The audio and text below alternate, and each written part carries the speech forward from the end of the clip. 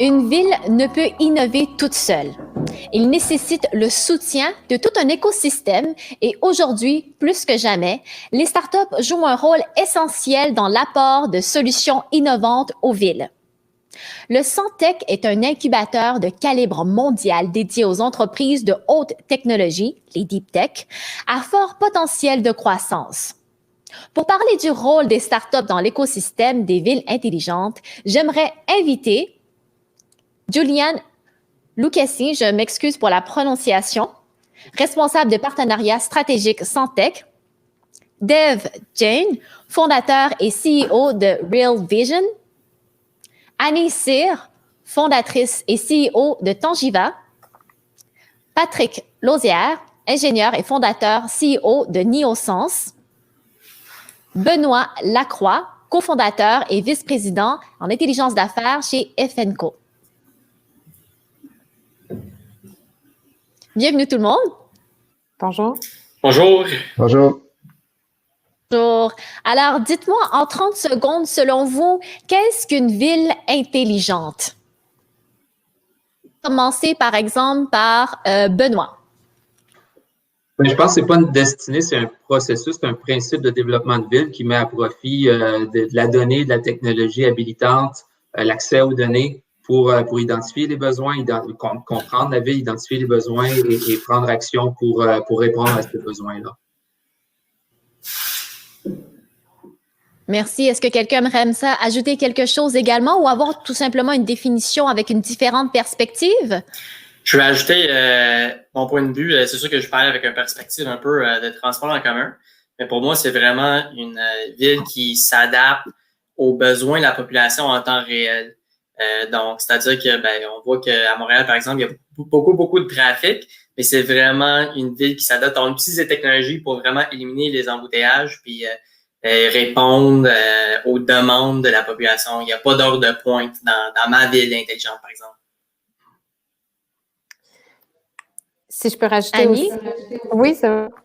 En fait, moi, je le vois comme un peu comme Viviane présentait, comme un guichet central. C'est lorsque tu as un besoin, tu peux savoir aller à un seul endroit et trouver ta réponse, ta ressource que tu as de besoin au moment que tu en as de besoin.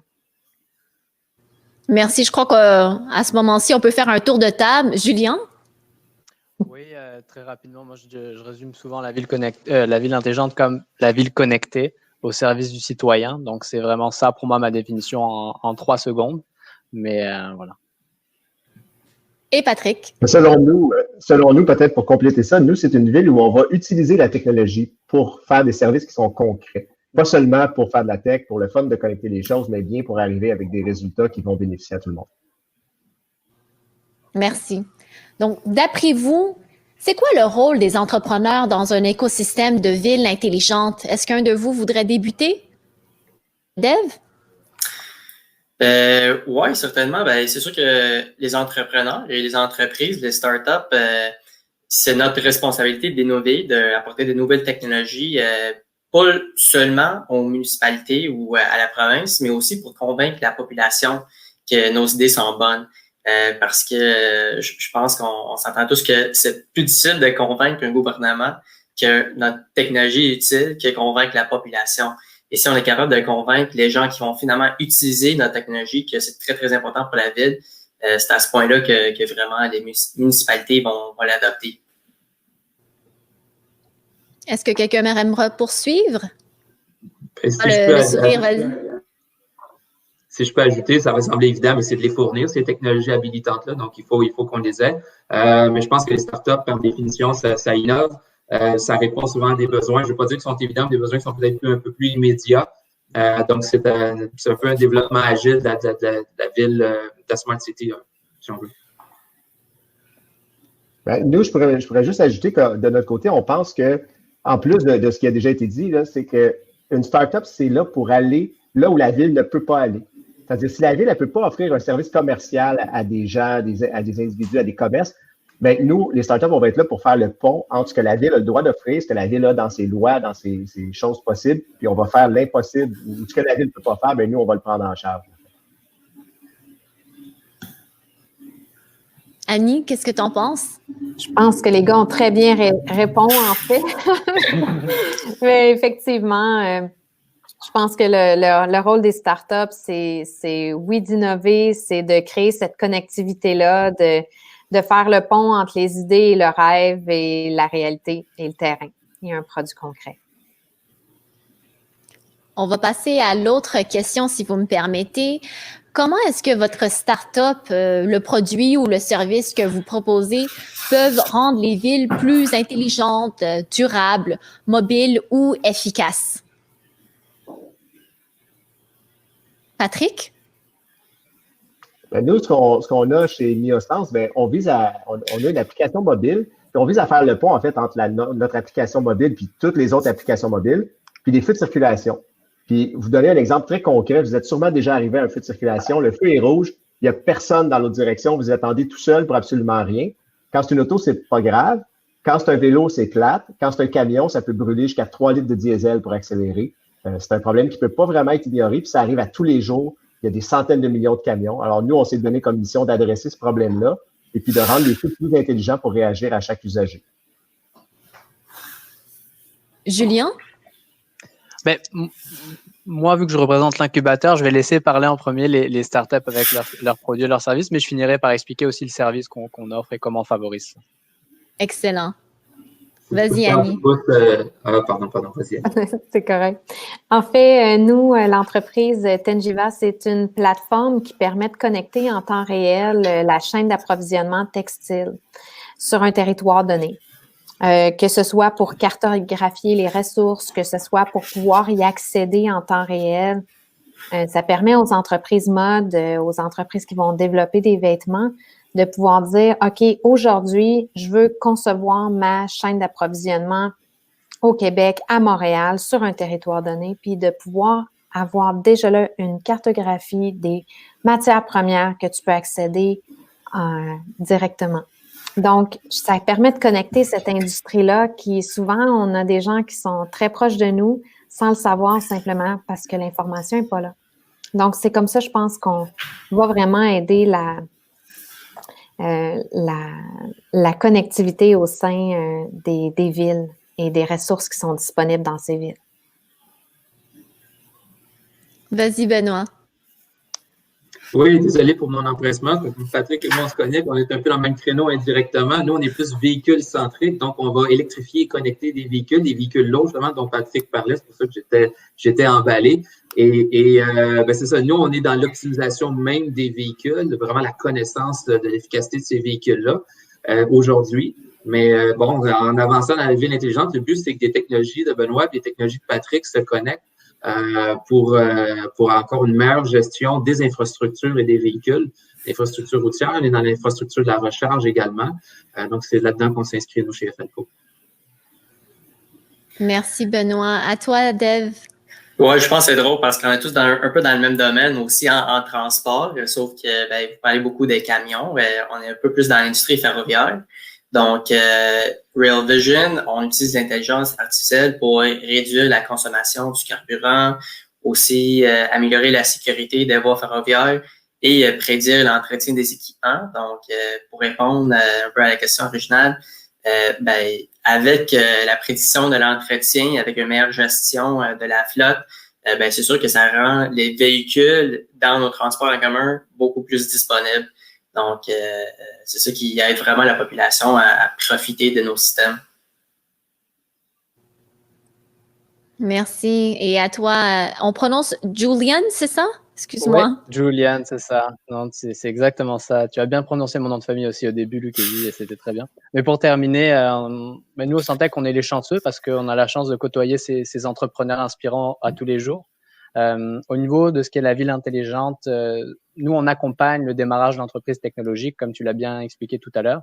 Et cette année, en 2020, c'est sûr que c'était une année où on est allé vers la mobilité ville intelligente. On a fait un programme spécialisé. Donc, notre manière d'aider, c'est d'apporter des partenaires autour de ces programmes pour aider à faciliter, par exemple, la validation, l'expérimentation ou la mise en marché d'un produit, d'une solution. Donc, c'est ce qu'on a fait cet été, du mois de mai au mois de juillet. Donc, Neosense, justement, était dans le programme. On a d'autres compagnies dans le domaine de la mobilité et de la ville intelligente, Cap Solar, Shuttle Control, qui sont passés par ces programmes et qui sont actuellement accompagnés au Centec avec Rail Vision et Tengiva dans le même programme de 2 ans. Efenco, eux, sont un peu plus matures. Ils sont passés il y a quelques années maintenant, mais on est toujours en lien quand on peut aider nos alumni, comme on les appelle. Donc voilà comment on contribue. C'est en aidant au démarrage d'entreprises de technologie, incluant également le secteur de la mobilité et de la ville intelligente. Merci, Julian. Donc, j'imagine que vous avez eu la chance, entre autres, de collaborer avec les municipalités, mais également des acteurs privés. J'aimerais ça que vous nous partagiez un peu votre expérience de collaboration. On pourrait commencer avec Annie.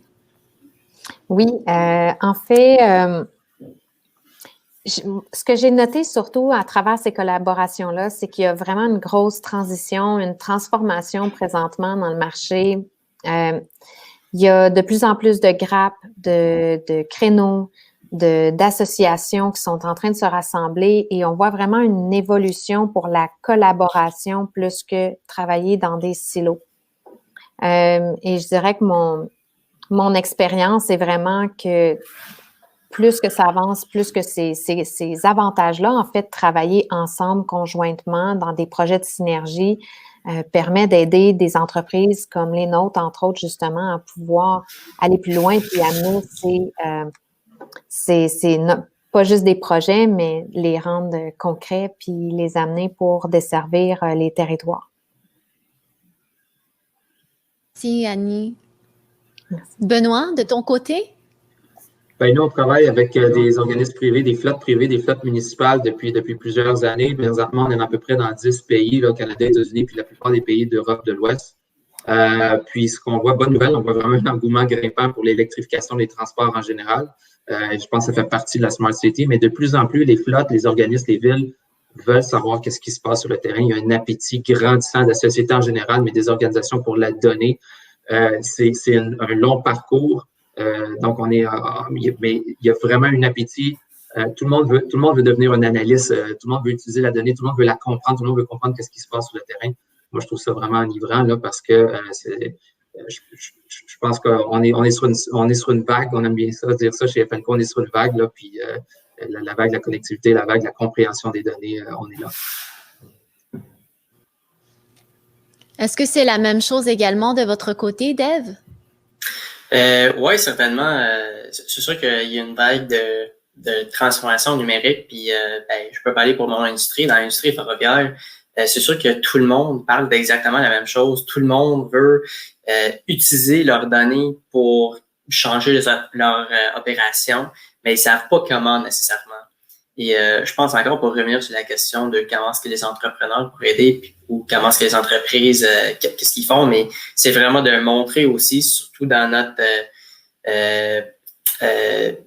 quand les compagnies nous demandent de leur aider avec la transition numérique, c'est vraiment notre rôle de leur montrer comment évoluer. Donc c'est un peu la même chose que c'est sûr que tout le monde veut utiliser les données pour d'une certaine façon, mais ils savent juste pas comment. Moi, j'ajouterais quelque chose là-dessus.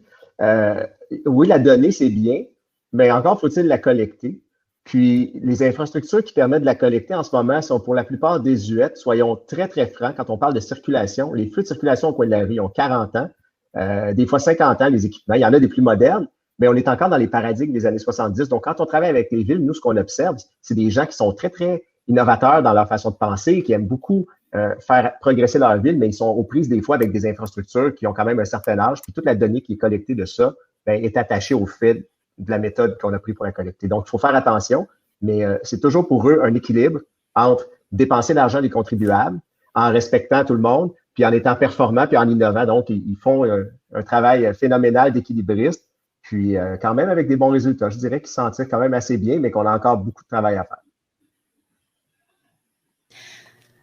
Julian, peut-être une petite question oui. Qu'on a ici de Sophie.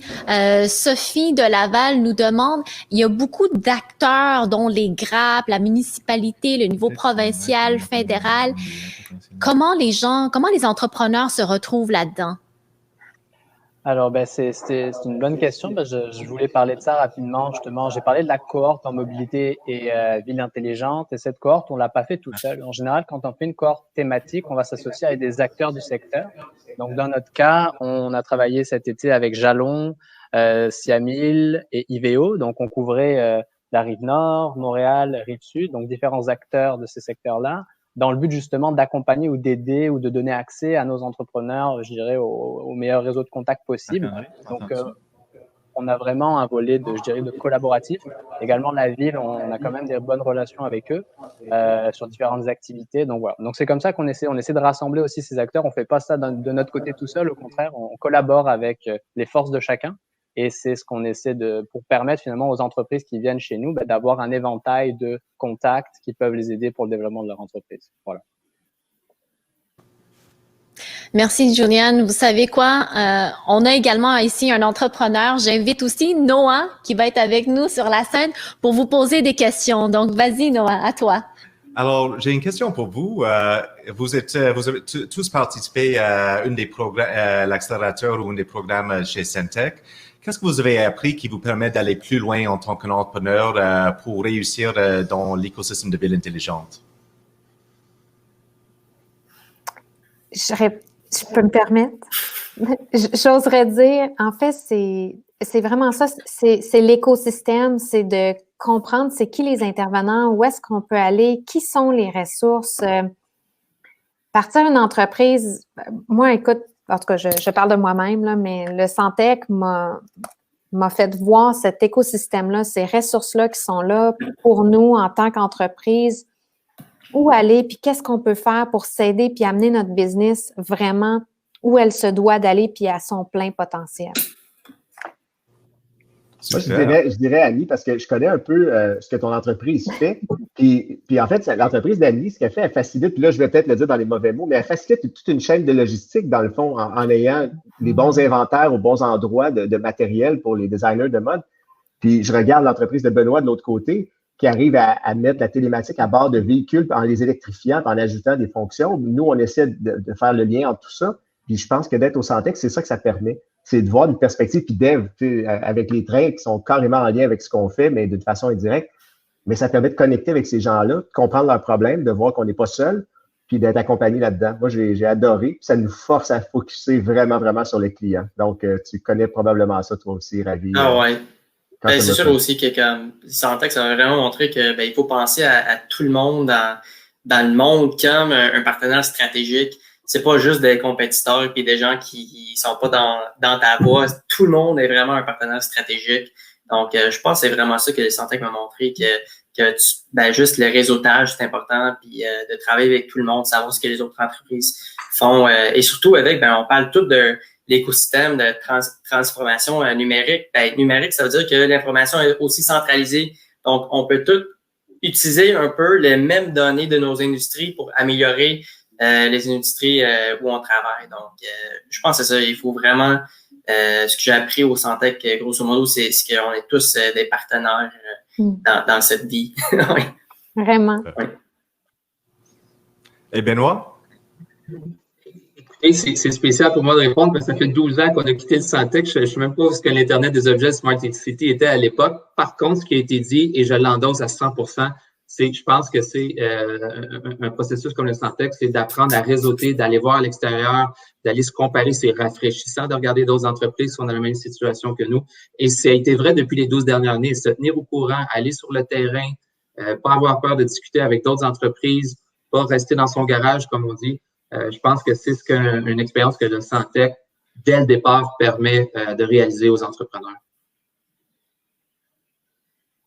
Tout ça? Je peux aussi ajouter quelque chose? Il y a un appel de projet pour accélération s'il y a des entrepreneurs dans la salle qui cherchent une vocation. Merci, Patrick. C'était prévu avant la fin, mais tu l'as dit. Et la date, c'est le 30 novembre pour appliquer sur le site web du Syntec. Allez-y, sans retenue. Et c'est parfait. Alors, juste avant de terminer cette super panel, avez-vous tous un petit mot à dire à tous les autres entrepreneurs qui aspirent de travailler sur un projet dans les villes intelligentes?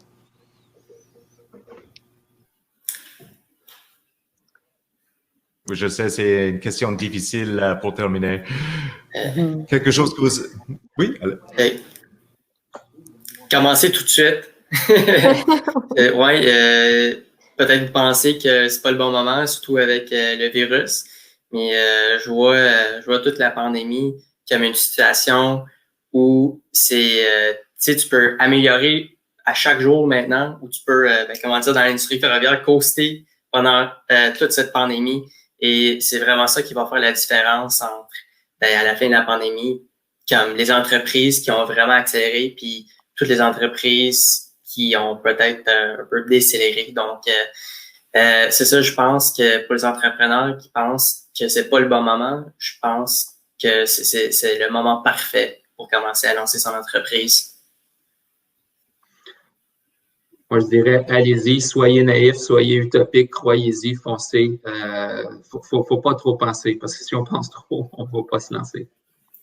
Puis parlez à vos clients en premier, après ça, appelez au Centec quand Proche vous du prêt. terrain. Moi, je rajouterais écoutez. Il y a des besoins partout. Il y en a, c'est juste, en fait, comme on apprend au Centec, il faut tomber en amour avec le problème, pas avec la solution. Fait que des problèmes, il y en a plein. Concevez la meilleure solution pour résoudre ces problèmes-là à travers les villes intelligentes.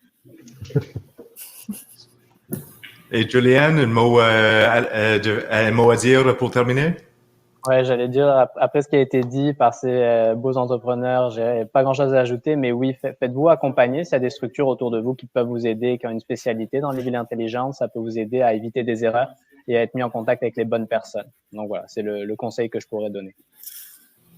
Carl, super. Merci à vous tous et je vous souhaite bonne continuation et je passe la parole à notre animatrice Ravi. Merci. Merci Annie, Merci, Deb, Juliane, Patrick, Benoît et également Noah. Merci de votre participation.